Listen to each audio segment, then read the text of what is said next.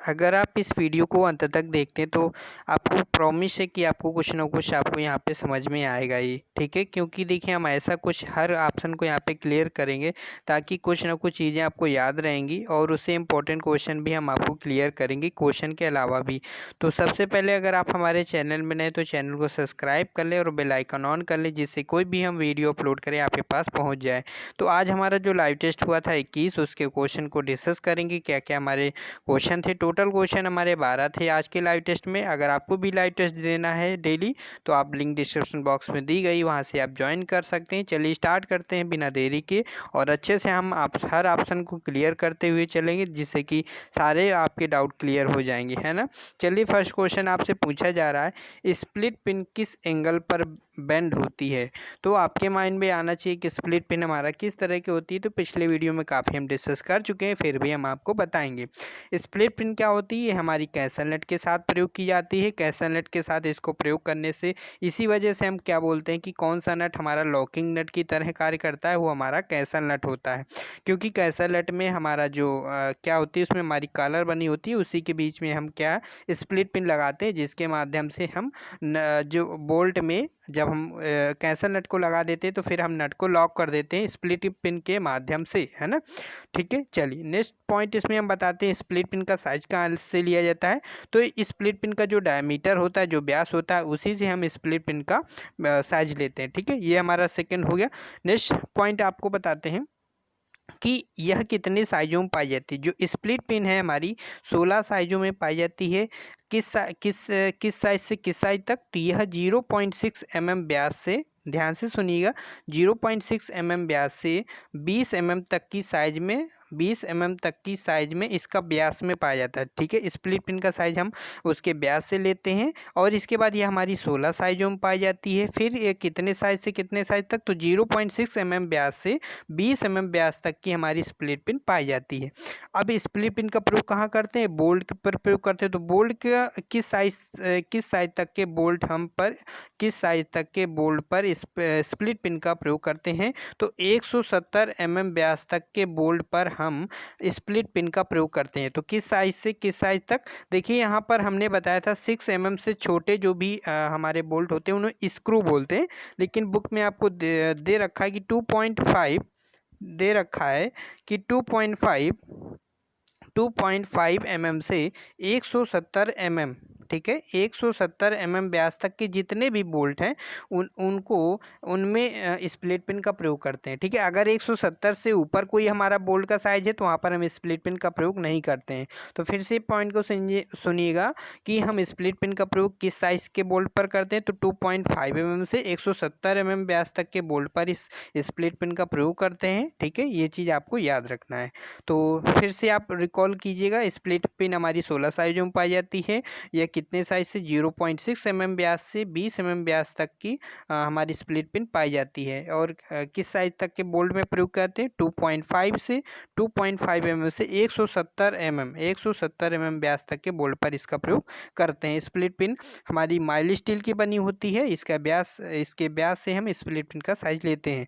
यह कितने एंगल पर बेंड होती है, तो ये हमारी 180 डिग्री पर बेंड होती है। हो सकता है आपको ऑप्शन में ना मिले, अगर ये भी आपको मिल जाए कि स्टील वायर से भी हम इस स्प्लिट पिन का निर्माण करते हैं, स्प्लिट पिन को बनाते हैं। ठीक है, ये तो इंपॉर्टेंट क्वेश्चन हो गए। चलिए नेक्स्ट क्वेश्चन देख लेते हैं। क्या पूछा गया था, किस नट में स्पिगॉट रिंग बना होता है। ठीक है, तो किस नट में स्पिगॉट रिंग बना होता है, तो हमारे पास ऑप्शन थे हेक्सागोनल वेल्ड नट, स्लॉटेड नट और राउंड नट और विंग नट। तो जो हमारा हेक्सागोनल वेल्ड नट होता है, इसी में हमारा स्पाइगॉट रिंग बना होता है। देखिए ये स्पाइगॉट रिंग क्या होता है, एक प्रकार का हमारा जो ऊपरी भाग होता है उसमें हमारा स्पाइगॉट तरह का हमारा उसमें बना होता है। वो आप जब फिगर देखोगे हेक्सागोनल वेल्ड नट का, हम आपको अभी आगे दिखाएंगे हेक्सागोनल वेल्ड नट का फिगर किस तरह का होता है, और उसमें हम आपको बताएंगे कि स्पाइगॉट रिंग क्या होता है। ठीक है, तो यहाँ पे हमारा राइट आंसर क्या हो जाएगा, ए ऑप्शन हो जाएगा। चलिए नेक्स्ट क्वेश्चन देखेंगे और इसके बाद आगे हम लोग डिस्कस करेंगे स्लॉटेड नट के बारे में, राउंड नट के बारे में, विंग नट के बारे में। तो वीडियो में बने रहिएगा, बहुत कुछ आपको बहुत कुछ सीखने को मिलेगा।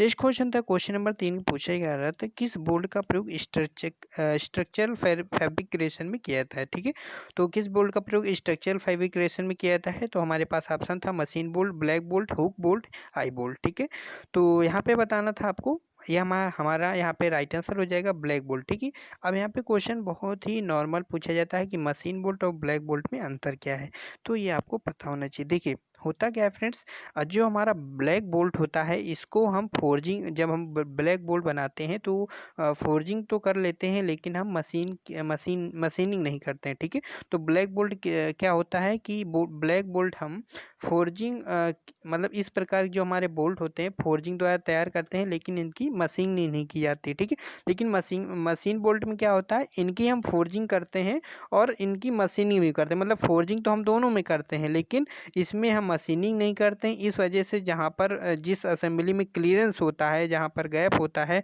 वहाँ पर हम ब्लैक बोल्ट का प्रयोग करते हैं। अच्छा, ब्लैक बोल्ट का वहाँ पर प्रयोग क्यों करते हैं वो भी हम आगे डिस्कस करेंगे। देखिए ब्लैक बोल्ट का प्रयोग जहाँ जिस असेंबली में क्लियरेंस होता है वहाँ पर इसका प्रयोग इसलिए करते हैं क्योंकि ब्लैक बोल्ट को हम फोर्जिंग द्वारा बना लिए, लेकिन हमने उसकी मशीनिंग नहीं किया। और जो आपको पता है, अगर हमारा कोई बोल्ट है, कोई भी हमारा जॉब है, मशीनिंग करने से क्या हो जाता है, एक प्रॉपर साइज में हमारा हो जाता है ना।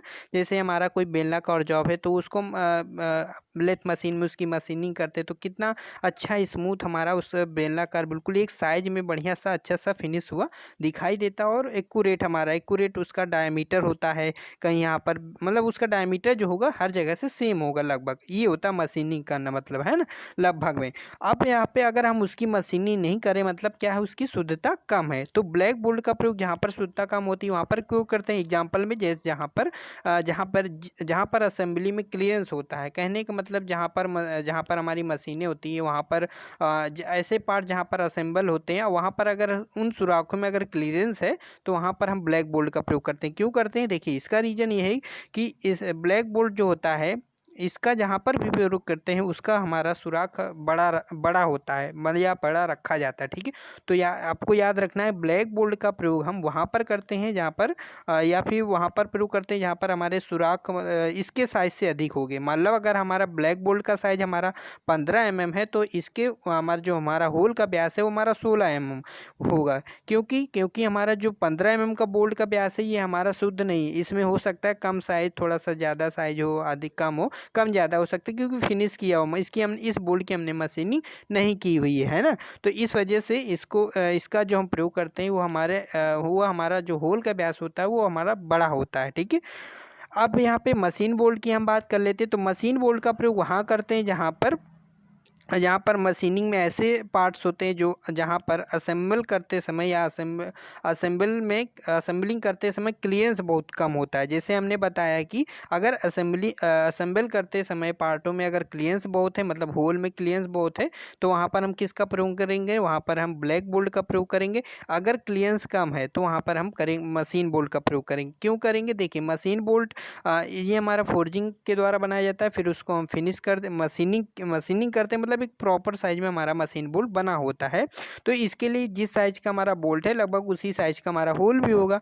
इस वजह से हम मशीन बोल्ट इसी वजह से हम मशीन बोल्ट को भी क्या बोलते हैं, इस प्रिसीजन बोल्ट बोलते हैं, क्योंकि शुद्धता में हमारे बोल्ट होता है, इस वजह से इसको हम प्रिसीजन बोल्ट भी बोलते हैं ना। तो इसका प्रयोग कहाँ करते हैं, इसका प्रयोग हम करते हैं जहाँ पर मशीन बोल्ट की असेंबली में क्लियरेंस बहुत ही कम होता है। ठीक है, तो ये आपको चीज़ें याद रखनी है। ठीक है, बस ज़्यादा कुछ यहीं से पूछा जाता है कि वह कौन सा बोल्ट है जहाँ पर असेंबली में अधिक शुद्धता की आवश्यकता होती है असेंबली में, तो वहाँ पर कौन सा बोल्ट प्रयोग करेंगे, तो वहाँ पर हम मशीन बोल्ट में प्रयोग करेंगे, है ना, क्योंकि हमारा शुद्धता इसकी अधिक होती है। चलिए नेक्स्ट क्वेश्चन देख लेते हैं क्या पूछा जा रहा है। इस बोल्ट का प्रयोग उन असेंबली में किया जाता है जिनके सुराखों में क्लियरेंस होता था। अभी हमने बताया था कि इस बोल्ट का प्रयोग बताइए फिर से एक बार क्वेश्चन देखिए, इस बोल्ट का प्रयोग उन असेंबली में किया जाता है जिनके सुराखों में क्लियरेंस होता है।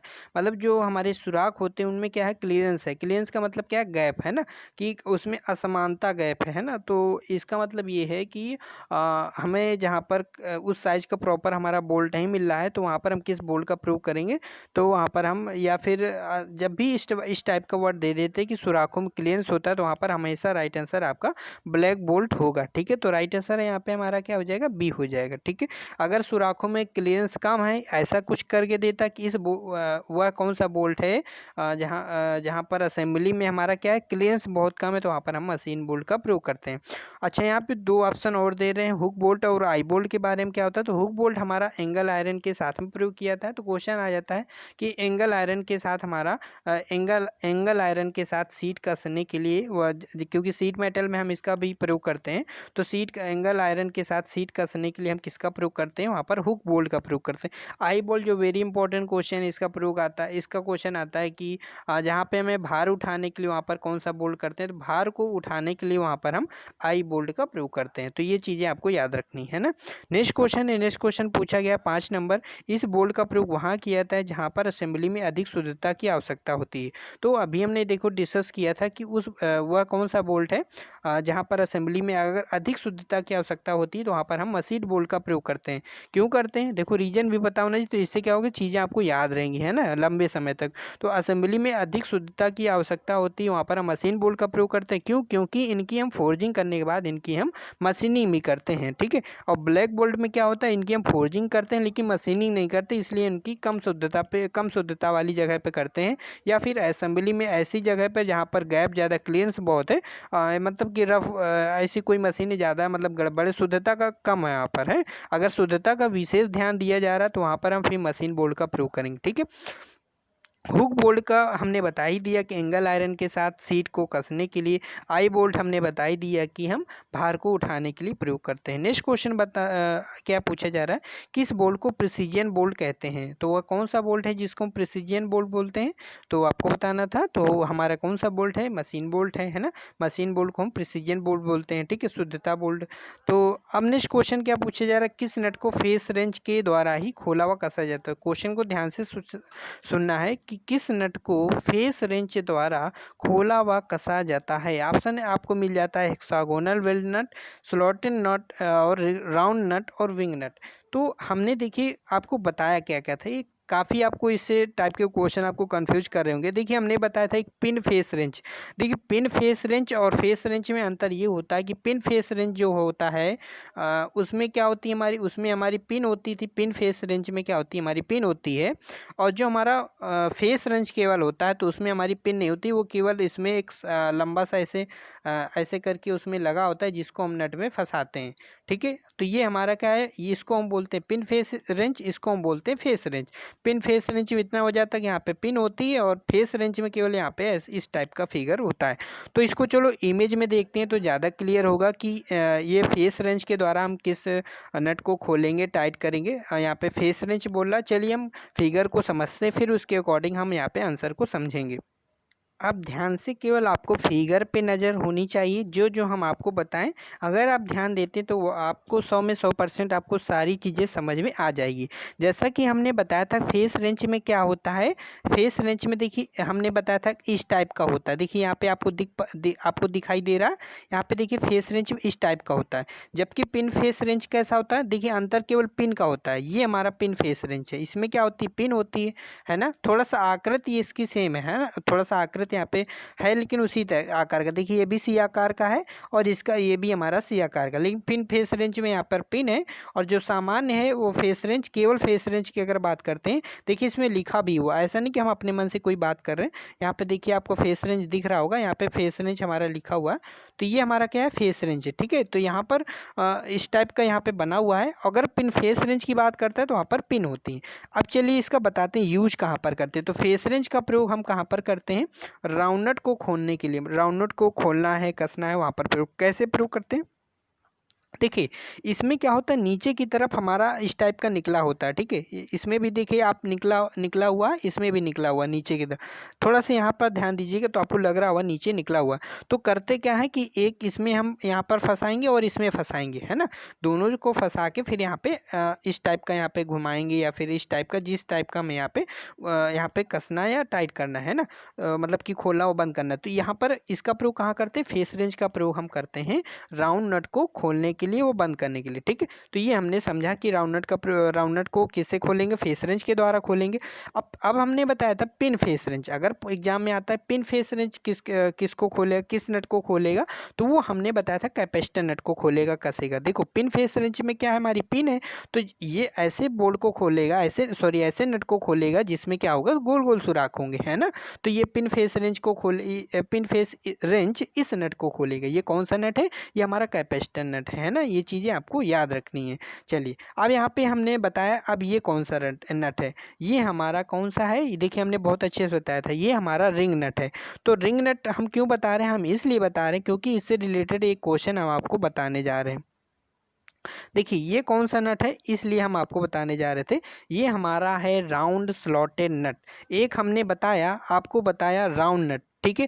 आपको ध्यान से सुनना है कि राउंड नट और राउंड स्लॉटेड नट में क्या अंतर है। फिर से एक बार हमारी लैंग्वेज को सुनना है कि अभी आपको क्वेश्चन मिलेगा आगे, उसमें पूछा जाएगा, या हम आपको बता रहे हैं कि अगर ये चीज़ सुनोगे तो फिर आपको वो क्वेश्चन हो जाएगा। देखिए एक राउंड नट होता है, दूसरा क्या होता है, स्लॉटेड राउंड नट, ठीक है। एक होता है हमारा राउंड नट, दूसरा क्या होता है, स्लॉटेड राउंड नट। मतलब राउंड नट के पहले क्या वर्ड लगा होता है, स्लॉटेड राउंड नट। अब दोनों में अंतर क्या होता है, देखिए राउंड नट में जो हमारा राउंड नट में क्या होता है, इसकी ऊपरी सतह पर स्लॉट कटा होता है। अगर आप फिगर को ध्यान से देखेंगे राउंड नट में, तो इसमें क्या होता है, ऊपरी सतह, ये भाग को हम ऊपरी सतह बोल रहे हैं, ठीक है। और इस भाग को हम क्या बोलेंगे, बाहरी फेस बोलेंगे। तो थोड़ा सा यहाँ पे समझिएगा लैंग्वेज को। तो ये हमारी क्या है, ये हमारी है ऊपरी सतह राउंड नट की, ठीक है। तो ये ऊपरी फेस या ऊपरी फेस बोल रहे हैं इसको। तो ऊपरी फेस पर आयताकार स्लॉट कटा होता है। तो ये हमारा कौन सा स्लॉट यहाँ पे कटा हुआ है, यहाँ पर आप देख पा रहे होंगे इमेज में, ये हमारा आयताकार स्लॉट कटा हुआ है, ये चीज़ है ना, इसको हम बोलते हैं। तो इसमें राउंड नट में क्या होता है, ऊपरी से फेस पर, इस फेस पर हमारा स्लॉट कटा होता है। जबकि स्लॉटेड राउंड नट में क्या होता है, यहाँ पर स्लॉट कटा होता है। इसमें देखिए ऊपर नहीं कटा हुआ है, यहाँ पर क्या है, मतलब इसमें रेडियस वाले भाग में, है ना, रेडियस वाले भाग में। इसको हम बोलते हैं बाहरी सतह। देखिए इसको हम बोलते हैं ऊपरी सतह, और इसको हम क्या बोलेंगे, बाहरी सतह। तो बाहरी सतह पर हमारा ग्रूव कटा होता है, या ऐसे हम कैसे पहचानेंगे ये हमारा स्लॉटेड राउंड नट है। तो इसको पहचानने का तरीका ये कि इसमें जो हमारा ग्रूव कटा होगा, ये स्लॉट कटा होगा, वो हमारा ये बाहरी सरफेस पे कटा होगा, बाहरी सतह पर कटा होगा ना। तो अब इसको, इस स्लॉटेड राउंड को किससे खोलेंगे, तो माइंड में आना चाहिए क्वेश्चन। तो एक चीज़ हमने बताया था कि स्लॉटेड राउंड नट जो होता है किस तरह का होता है, रिंग नट की तरह होता है। क्यों हमने बताया, क्योंकि जो हमारा रिंग नट था उसमें भी इसी तरह हमारे स्लॉट कटे हुए थे, थोड़ी थोड़ी दूरी पर। देखिए कहाँ पर, ये फिगर आप देखिए, ये हमारा क्या था, ये हमारा रिंग नट है। देखिए है तो उसी तरह ना, इसमें भी स्लॉट कटा हुआ। तो ये स्लॉटेड नट की तरह ही सेम है। रिंग नट, ये हमारा कौन सा नट है, रिंग नट है। तो रिंग नट की बाहरी सतह पर यहाँ पे हमारा स्लॉट कटा हुआ है। तो रिंग नट को हमने बताया था किस स्पैनर के द्वारा खोलते हैं, रिंग नट को हम खोलते हैं, इसको हुक रेंच या हुक स्पैनर के द्वारा खोलते हैं, अथवा इसको हम बोलते हैं सी स्पैनर। अब सी स्पैनर अथवा हुक स्पैनर के द्वारा खोलते हैं, या हुक, देखिए स्पैनर को ही रेंच बोलते हैं ना, कंफ्यूज नहीं होना। तो अब हुक स्पैनर या हुक रेंच के द्वारा इसको कैसे खोलेंगे, अगर हम बात कर लें कि राउंड स्लॉटेड नट है, इस नट को हम कैसे खोलेंगे। देखिए दोनों नट को हम हुक स्पैनर या इस सी स्पैनर से खोलें, क्योंकि दोनों में स्लॉट क्या है, हमारे एक जैसे कटे हुए हैं। तो इस नट को देखिए, इस नट को और इस नट को किससे खोलेंगे, सी स्पैनर से। कैसे खोलेंगे, ये हमारा क्या है, सी स्पैनर है, ठीक है। यही हमारा, इसी को बोलते हैं सी स्पैनर और हुक स्पैनर, क्योंकि इसमें हमारा हुक बना होता है ना, इसलिए इसको हुक स्पैनर बोलते हैं। अब इसको कैसे खोलेंगे, यहाँ पर हमारा रिंग नट लगा होगा, या फिर हमारा राउंड स्लॉटेड क्या लगा होगा, हमारा स्लॉटेड राउंड नट लगा होगा ना, जिसमें हमारा बाहरी सतह पर स्लॉट कटा होगा। तो उसे हम क्या बोलते हैं, स्लॉटेड राउंड नट बोलते हैं। यहाँ पर लगा होगा और उसमें हम इसको फंसा जाके वहाँ पर ओपन कर लेंगे। तो हमारे कहने का मतलब आपको पूरा समझ में आ गया होगा। क्या है आपको समझ में? आपको समझना ये है कि देखिए राउंड नट जो होता है, देखिए फिर से एक बार हम थोड़ा सा क्लियर करना चाहेंगे, राउंड नट और स्लॉटेड राउंड नट में क्या अंतर है। अगर आप ये समझ गए तो फिर थोड़ा सा आपको क्वेश्चन करना आसान हो जाएगा। राउंड नट में क्या होता है, ऊपरी सतह पर हमारा स्लॉट कटा होता है, जबकि स्लॉटेड राउंड नट में क्या होता है, बाहरी सतह पर स्लॉट कटा होता है। देखिए कई प्रकार के आपको स्लॉटेड राउंड नट मिल जाएंगे। अगर आप गूगल पे सर्च करोगे तो कई तरह के आपको दिख जाएंगे, लेकिन आपको फिर ज़्यादा आप कंफ्यूज नहीं होना है। चीज़ों को याद कैसे करें, क्योंकि एग्ज़ाम हमको निकालना है। ज़्यादा कुछ आपको मतलब कि बोल्ड नट नहीं बनाना है कि आपको नट बोल्ट बनाना बैठ जाओ, ऐसा नहीं। केवल आपको समझना है कि हाँ फिगर इस तरह का होता है। तो हमको ये चीज़ें याद करनी कि भैया हम पिन फेस स्पैनर का प्रयोग किस नट को खोलने के लिए करते हैं, फेस रेंज का प्रयोग खोलने के लिए किस नट को खोलने करते, तो कैसे करते, वो चीज़ माइंड में आपको बैठना चाहिए। तो यहाँ पर हमारा जो फेस रेंज हमने बताया कि फेस रेंज में हमारा यहाँ पर निकला होता है, जिसको यहाँ से हम क्या कर लेते हैं, यहाँ पर इसको फंसा लेते हैं ना। तो यहाँ पर इसको हम फंसा के ओपन कर लेते हैं। 1 सेकेंड। तो ये हमारा क्या हुआ, ये हमारा राउंड नट हुआ। राउंड नट में ऊपरी सतह पर स्लॉट कटा होता है, जो हमारा स्लॉटेड राउंड नट होता है उसकी बाहरी सतह पर स्लॉट कटा होता है इस तरह का। तो ये हमारा राउंड, ये हमारा कौन सा हो गया, राउंड स्लॉटेड नट या स्लॉटेड राउंड नट। ठीक है, तो ये दोनों चीज़ें आपको क्लियर हो गई। तो आशा करते हैं आपको समझ में आ गया। फिर हमने अभी पहले बताया था कि हम आपको एक चीज़ और बताएंगे, स्पाइगॉट है ना। वर्ड हमने क्या बोला था, स्पाइगॉट। किस नट में हमारा स्पाइगॉट रिंग बना होता है, या किस स्पाइगॉट रिंग होता है ना। तो ये हमारा जो आप फिगर देख पा रहे हैं लास्ट में आपको दिख रहा होगा यहाँ पर, इसको हम बोलते हैं हेक्सागोनल वेल्ड नट। हेक्सागोनल वेल्ड नट में ही हमारा क्या होता है, एक स्पाइगॉट रिंग बना होता है। तो ये जो इसमें जो आप देख पा रहे हैं इसको क्या बोलते हैं, स्पाइगॉट रिंग बोलते हैं। तो ये हमारा जो बना हुआ है इसको क्या बोलते हैं, स्पाइगॉट रिंग। ठीक है, तो यहाँ पर आपको टॉप भी दिखाएगा, यहाँ पे बॉटम व्यू दिखाया रहेगा। तो हेक्सागोनल वेल्ड नट से बस इतना ही क्वेश्चन बनता है कि इसका प्रयोग हम इसका प्रयोग यहाँ पर मतलब कि इससे संबंधित जो क्वेश्चन आता है कि किस नट में हमारा स्पाइगॉट रिंग बना होता है, तो हमारा हेक्सागोनल वेल्ड नट होता है। तो आपको हर चीज़ समझ में आ गई होगी, आशा करते हैं ना। देखिए यहाँ पर भी एक फिगर आपको दिखाया गया रिंग नट। तो रिंग नट वही है, देखिए बाहरी सतह पर यहाँ पे स्लॉट कटा हुआ है ना। तो ये रिंग नट का फिगर है। इसी प्रकार का हमारा स्लॉटेड जो हमारा कौन सा है, राउंड स्लॉटेड नट या स्लॉटेड राउंड नट। ठीक है, चलिए अब हम लोग क्वेश्चन को सॉल्व करेंगे, हर एक क्वेश्चन को अच्छे से समझेंगे क्या हमसे पूछा जा रहा है। हमको केवल एग्ज़ाम निकालना है। आप इस तरह से आप तैयारी करिए कि आपको ज़्यादा उसमें डीप में नहीं जाना। डीप में जाने का मतलब ये नहीं कि आप जैसे हमने राउंड नट सर्च किया तो राउंड नट भी कई टाइप के आपको मिल जाएंगे। हो सकता है राउंड नट में आपको ऊपर सुराख मिल जाए, दाईं तरफ बाईं तरफ, मतलब अजीब अजीब टाइप के आपको मिल जाएंगे, अलग अलग टाइप के। इस वजह से क्योंकि वो फिर काफ़ी डीप में जाओगे तो अलग अलग टाइप के आपको मिल जाएंगे, है ना। ऐसा थोड़ी कि एक ही साइज़ के वहाँ पे एक ही तरह का आपको मिल जाएगा। इस वजह से जितना हम बताएं उतना आप सीखो ही। अगर आपको कोई डाउट लगता है तो आप पूछ भी सकते हैं हमसे, फिर भी आप किसी और किताब से भी पढ़ सकते हैं जैसा आपको लगे, और किसी और से भी आप पढ़ सकते हैं, समझ सकते हैं अगर आप हमारी बात समझ नहीं पाते हैं जो चीज़ हमने अभी पहले बताई है। लेकिन हमारे कहने का मतलब है ज़्यादा कन्फ्यूज अगर आप खुद आप अपने अंदर लोगे, कन्फ्यूज होगे, तो फिर आपको ही प्रॉब्लम होगी, है ना। ज़्यादा उसमें घुसने की ज़रूरत नहीं है। जैसे कि हम क्वेश्चन आपको हमने बताया था, एक क्वेश्चन था हमारा रिवेट हमारा किस प्रकार का फास्टनर है। तो हमने एक जगह देखा कि उसमें कई सारे उसमें क्वेश्चन पूछे जा रहे हैं, उसमें कई सारे लोग कमेंट अलग अलग तरह कर रहे हैं। तो देखिए जो हमारा हमारा जो कौन सा हम किसकी बात कर रहे थे, रिवेट, हाँ रिवेट की बात कर रहे थे। तो ये हमारा किस प्रकार का फास्टनर, ये हमारा अर्धस्थायी सेमी स्किल्ड या बोल दें इसको सेमी परमानेंट है। ठीक है, तो अब इसको हम इस क्यों कह रहे हैं ये भी हमने फिगर में आपको समझाया था। हमने एग्जांपल एक दिया था कि चाकू जो होता है, चाकू में एक हैंडल होता है लकड़ी का, उसमें एक रिवेट लगी होती है। रिवेट को हमने हैमर के द्वारा लगा दिया उस लकड़ी के हैंडल में। ठीक है, जो हमारा हैंडल है लकड़ी का, उसमें हमने एक रिवेट लगी होती है। उसको वहाँ पर जब हम रिवेट लगाया होगा तो हैमर के द्वारा उसको ठोक के लगाया होगा। मान लो अगर हमारी रिवेट वहाँ पे ढीली हो गई, तो रिवेट को जब वहाँ पे हम निकालेंगे तो हमारी रिवेट क्या है, हमारी ख़राब हो जाती है। मतलब पहली जैसे रिवेट थी अब उस तरह की रिवेट नहीं रही। क्यों नहीं रही, क्योंकि जब हम पहले रिवेट को लगा रहे थे तो उसके ऊपर हमने हैमर की चोट लगा दी, रिवेट हमारी क्या हो गई, ख़राब हो गई। लेकिन हमारा हैंडल तो नहीं ख़राब हुआ, हमारा हैंडल तो ऐसे ही रहा। तो हमारी परिभाषा यही होती है, जो हम बोलते हैं जो हमारे स्थायी परमानेंट होता है, और हमारा अस्थाई और स्थाई जो अर्धस्थाई है ना। तो अर्धस्थाई की परिभाषा ये होती है कि हमारा जॉब सही रहे, और जॉब सही रहता है उसमें हमारा, लेकिन जो हमारा कंपोनेंट है वो ख़राब हो जाता है। तो इसमें हमारा जो टूल है, जो हमारा रिवेट है, फास्टनर है, वो हमारा फास्टनर ख़राब हो जाता है ना। तो वह अर्धस्थाई की परिभाषा क्या होती है कि हमारा उसमें जॉब सही रहता है और हमारा फास्टनर ख़राब हो जाता है। तो फास्टनर इसमें हमारा क्या है, रिवेट हमारा ख़राब हो जाता है। क्यों ख़राब हो जाता है? क्योंकि इसमें हम यहाँ पे हैमरिंग कर देते हैं। अब दिक्कत क्या है कि इसका जो रिवेट है यहाँ पे 2 बुक में गलत दिया है। आपको बलबीर सिंह में आप देखोगे, वहाँ पर आपको बलबीर सिंह में दिया है कि रिवेट हमारा स्थाई फास्टनर है ना, स्थाई दिया है। और भी एक बुक में जैसा कि कुछ लोगों ने निम्मी का भी नाम लिया था, उसमें भी आपका क्या है, स्थाई फास्टनर। देखिए अगर एग्जाम में आपको सेमी वहाँ पे नहीं देता, अगर अर्ध स्थाई फास्टनर वहाँ पे ऑप्शन नहीं देता, तो फिर वहाँ पे आप लगा दीजिएगा स्थाई फास्टनर है, ठीक है। तो ये चीज़ें आपको अच्छे से याद रखना है कि अगर वहाँ पे क्वेश्चन पूछ ले कि रिवेट किस प्रकार का फास्टनर है, तो आप वहाँ पे लगा दीजिएगा सेमी परमानेंट या अर्धस्थाई फास्टिंग, ठीक है। अगर वहाँ पे ऑप्शन है, अगर अर्धस्थाई फास्टिंग नहीं है तो वहाँ पर हम परमानेंट वहाँ पे लगाइएगा, है ना। तो यहाँ पे देखिए समझाने का बीच में क्या था कि हमें वो क्वेश्चन याद आ गया। कहने का मतलब ये था कि किसी क्वेश्चन में ज़्यादा मतलब उसको डीप में नहीं जाना, क्योंकि हर चीज़ को पढ़ना है ना। ज़्यादा डीप में जाओगे तो फिर आपको चीज़ें कन्फ्यूजन होगी। बस हर चीज़ को समझना थोड़ा थोड़ा कि हाँ ये चीज़ क्या होती है, इस तरह का एक ऐसा फिगर होता है।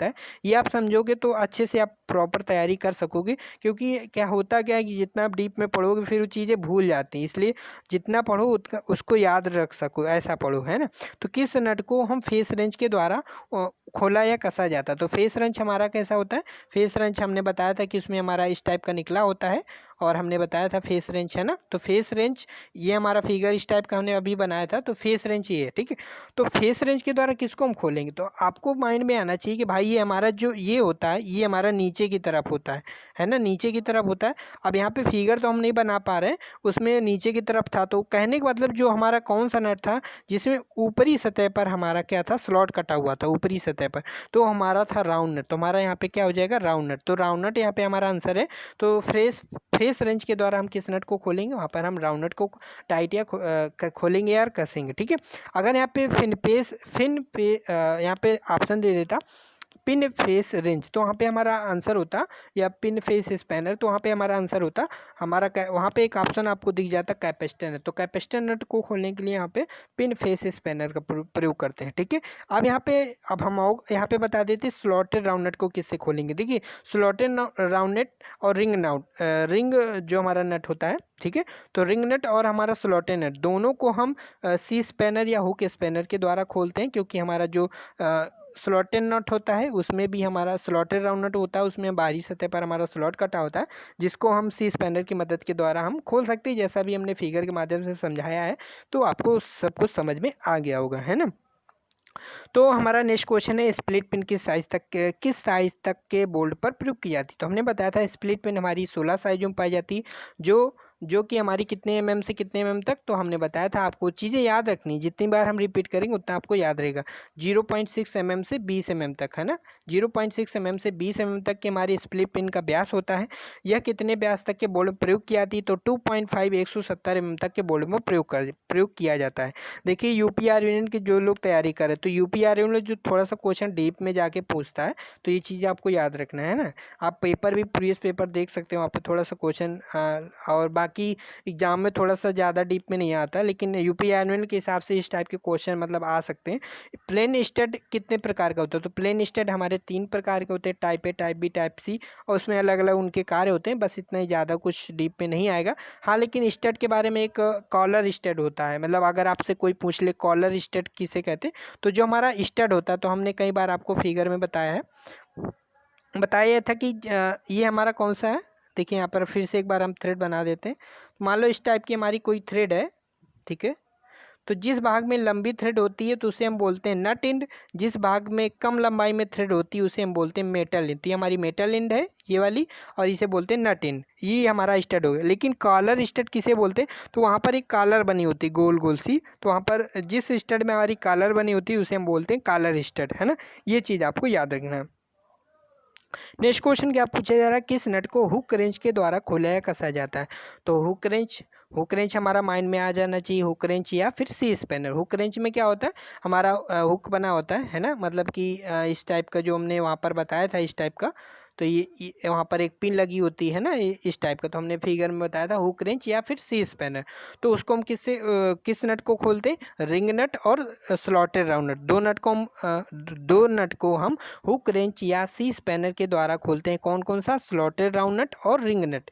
क्यों, क्योंकि रिंग नट और स्लॉटेड नट लगभग एक ही जैसे होते हैं। स्लॉटेड राउंड नट में भी बाहरी सतह पर हमारा स्लॉट कटा होता है, जबकि जो हमारा रिंग नट होता है उस पर भी हमारी बाहरी सतह पर स्लॉट कटे होते हैं आयताकार। ठीक है, नेक्स्ट क्वेश्चन देख लेते हैं। नेक्स्ट क्वेश्चन क्या पूछा जा रहा है, हेक्सा फ्रेम में ब्लेड को तनाव देने के लिए किस नट का प्रयोग किया जाता है। तो हेक्सा फ्रेम में ब्लेड को तनाव देने के लिए हम किसका प्रयोग करते हैं, वहाँ पर हम प्रयोग करते हैं विंग नट का। ठीक है, तो विंग नट का प्रयोग कहाँ पर करते हैं, यहाँ पर हेक्सा फ्रेम में ब्लेड के तनाव देने के लिए। तो काफ़ी लोगों ने इसका राइट आंसर दे दिया होगा, क्योंकि सिंपल सा क्वेश्चन है ना। स्टड की लंबाई होती है, तो स्टड अच्छा, स्टड भी जो हमारा होता है वो व्यास के अकॉर्डिंग इसकी लंबाई होती है। ऐसा नहीं कि स्टड काफ़ी सारी लंबाई पर, तो जैसे हमारे नट बोल्ट होते हैं, तो ये इनके व्यास के अकॉर्डिंग इनकी लंबाई निर्धारित होती है। ऐसा नहीं कि हमारा मान लो कोई बोल्ट है, उसका व्यास हमारा 20 mm है, उसकी लंबाई बहुत है, तो ऐसा नहीं होता है ना। तो स्टड जो होता है, इसकी जो हमारी लंबाई निर्धारित होती है इसके व्यास के अनुसार निर्धारित होती है। तो स्टड की जो हमारी लंबाई होती है वो हमारी कितनी होती है, तो वो हमारी 25 mm से 200 mm तक होती है। कितनी फ्रेंड्स, 25 mm से, यहाँ पे आपको ऑप्शन मिल रहा है 25 mm से 200 mm तक हमारी स्टड की लंबाई होती है, वो हमारी व्यास के अनुसार होती है। ठीक है, स्टड की लंबाई 25 mm से 200 mm तक की होती है। ठीक है, और स्प्लिट पिन की लंबाई याद रखना है। ठीक है, स्प्लिट पिन की लंबाई स्प्लिट पिन का हमारा साइज याद रखना है। स्प्लिट पिन हमारा 16 साइजों में पाया जाता है। किस साइज से किस साइज तक, तो 0.6 mm से 20 mm तक यह व्यास में स्प्लिट पिन हमारी पाई जाती है। ठीक है, और किस साइज तक के बोल्ट में इसका प्रयोग करते हैं, तो 170 mm व्यास तक के बोल्ट में स्प्लिट पिन का प्रयोग करते हैं। ये चीज़ें आपको याद रखनी है। स्प्लिट पिन किस मटेरियल की बनी होती है, माइल्ड स्टील की बनी होती है।